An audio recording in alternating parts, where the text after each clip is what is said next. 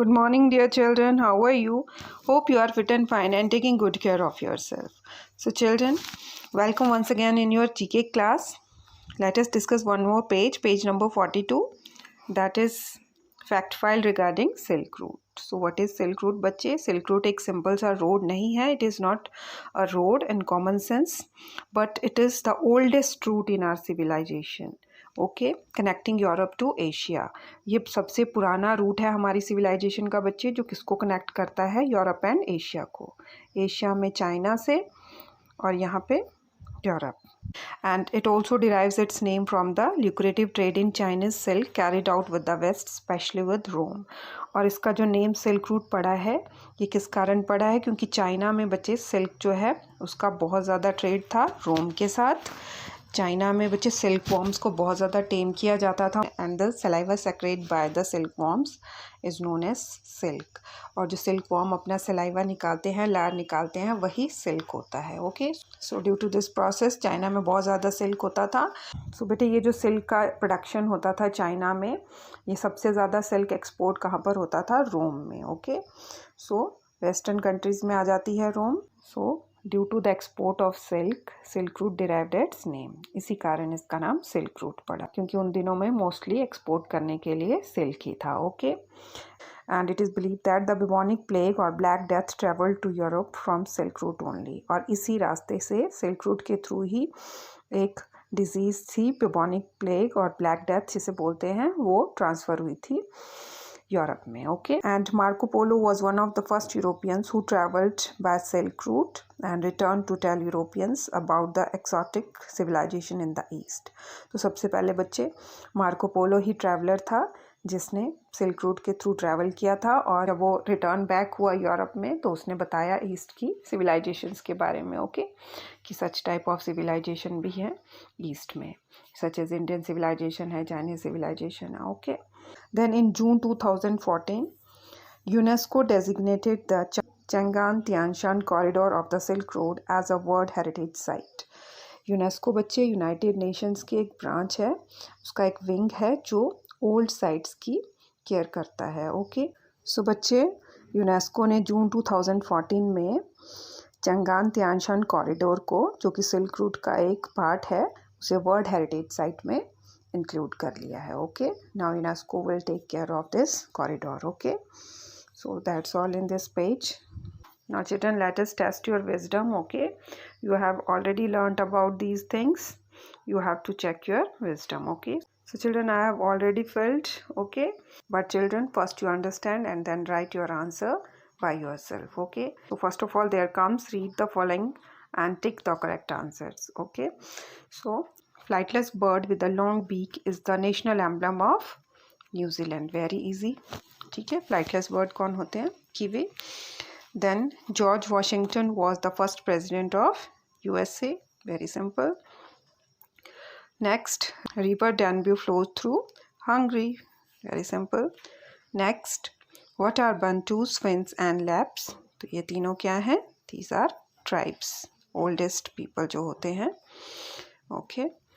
Next, Ashoka was the emperor of India. Ashoka जो great emperor था, कहाँ का? इंडिया का. Got it?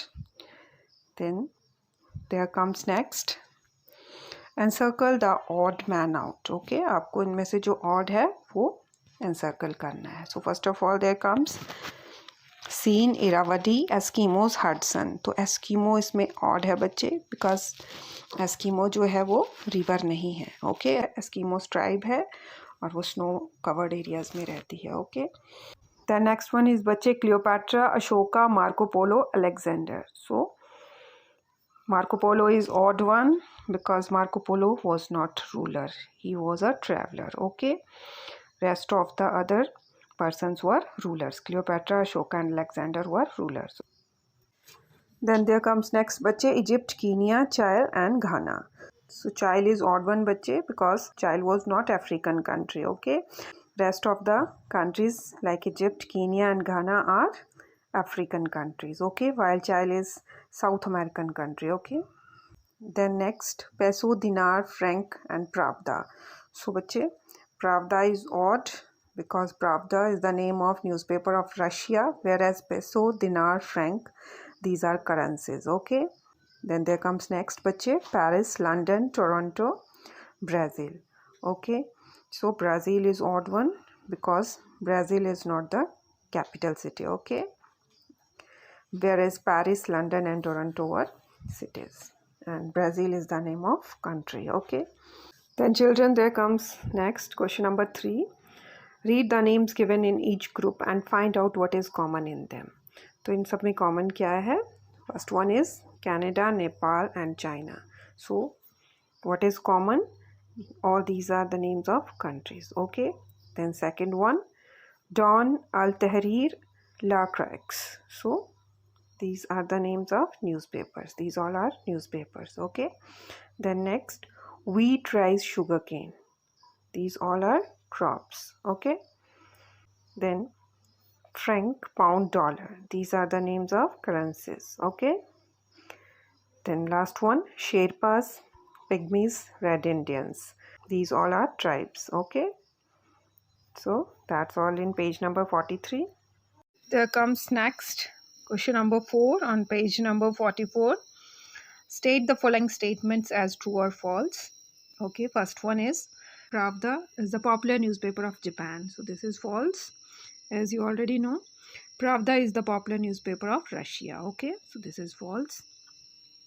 The next one, Hitler hated Jews. Yes, very true. Hitler बहुत ज़्यादा hate करता था Jews से. Okay.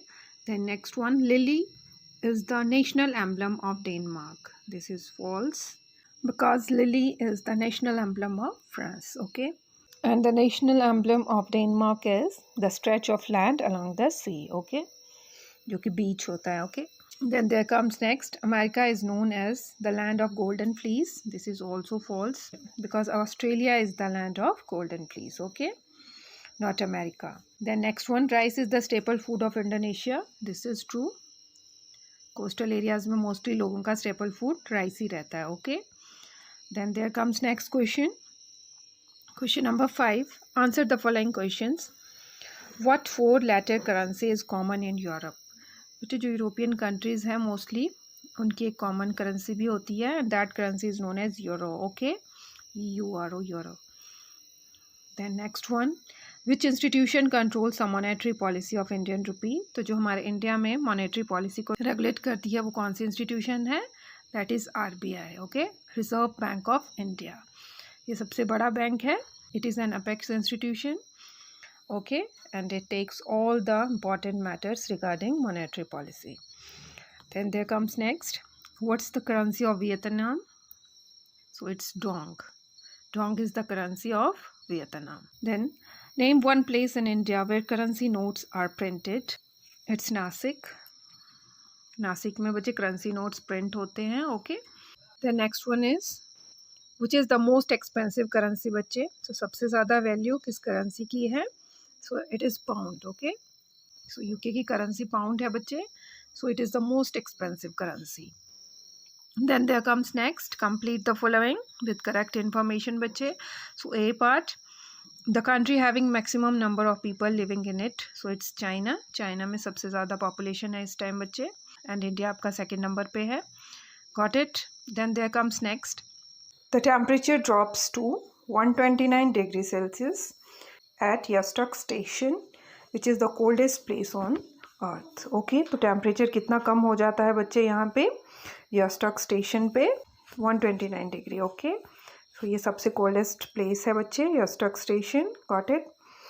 Then there comes next, C part, the wettest place on the earth is Mount YLL in the Hawaii Islands, having an average rainfall of 13,000 millimetre. तो जो mount YLL है बच्चे, ये सबसे ज़्यादा वेटेस्ट प्लेस है, गीला प्लेस है, क्योंकि यहाँ पे कितनी एवरेज रेनफॉल होती है बच्चे? 13,000 मिलीमीटर. सो जो इंडिया का मोहसिन डैम है बच्चे, उसके नाम पे भी ये रिकॉर्ड है कि वहाँ पे सबसे ज़्यादा बारिश होती है. Okay.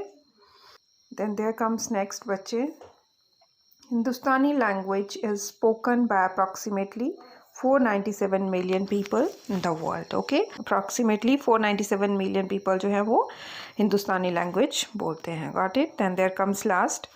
The earlier paper money was the invention of Chinese. Very simple. सबसे पहले जो पेपर था वो कहाँ पर इन्वेंट हुआ था? चाइना में. Got it? Then children, there comes myth magic, page number 45. Okay. सो हर एक कल्चर में बेटे कोई ना कोई मिथिकल कैरेक्टर्स रहते हैं, ठीक है, और उनमें बहुत ज़्यादा एक्स्ट्रॉर्डिनरी और अलग से फीचर्स होते हैं कुछ. So you have given the name of characters and you have to match these characters with their description. Okay, एक साइड पे नेम्स दिए गए हैं कैरेक्टर्स के एंड दूसरी तरफ आपको उसका डिस्क्रिप्शन दिया गया है. So you have to match. So I have already matched. First of all understand, then you can match. Okay, first of all there comes बच्चे फिनिक्स. ओके, सो फिनिक्स का डिस्क्रिप्शन क्या है बच्चे? B part. ये कौन सा creature था phoenix? A creature with lion's body and human head. इसकी बॉडी लॉइन की थी बट हेड ह्यूमन की तरह था. Okay, and he asked people a riddle. Riddle means पहेली. तो वो लोगों से एक पहेली पूछता था. अगर कोई इसका आंसर नहीं दे पाता था तो वो उसे मार डालता था और खा जाता था. Got it? So phoenix is matched with B part. Got it? Then there comes next one is Pandora. So Pandora's description is number C. So Pandora क्या था बच्चे? The girl had a mysterious box which she was advised never to open. एक box था girl के पास और उसे advice किया गया था कि इसे कभी भी ओपन ना करे, लेकिन वो उसे ओपन कर देती है. और उस बॉक्स में क्या छुपा रहता है? दुनिया भर की माइजरी छुपी हुई थी उसमें, दुख और गरीबी. ठीक है, और जैसे ही वो उसे ओपन करती है तो वो माइजरीज एस्केप हो जाती हैं बॉक्स से और पूरी दुनिया में स्प्रेड हो जाती हैं. Got it? Then there comes next बच्चे, that is Robin Hood. So point F is the description of Robin Hood. He was thief from Sherwood Forest and he stole money from the rich and gave it to poor. तो वो poor लोगों के लिए तो मसीहा था. Okay, क्योंकि वो रिच पीपल से पैसे स्टोल करता था, चुराता था और गरीबों में डिस्ट्रीब्यूट कर देता था. सारे लोग उसे बहुत ज़्यादा प्यार करते थे और किंग के सोल्जर जो थे वो भी उसे पकड़ नहीं पाते थे क्योंकि लोग उसे हेल्प करते थे. Okay, because people protected him. Okay, then there comes next the roc. So point E is the description of roc. This was monstrous bird that carried Sindbad in the Arabian Nights. Arabian Nights बच्चे बहुत ही famous book है.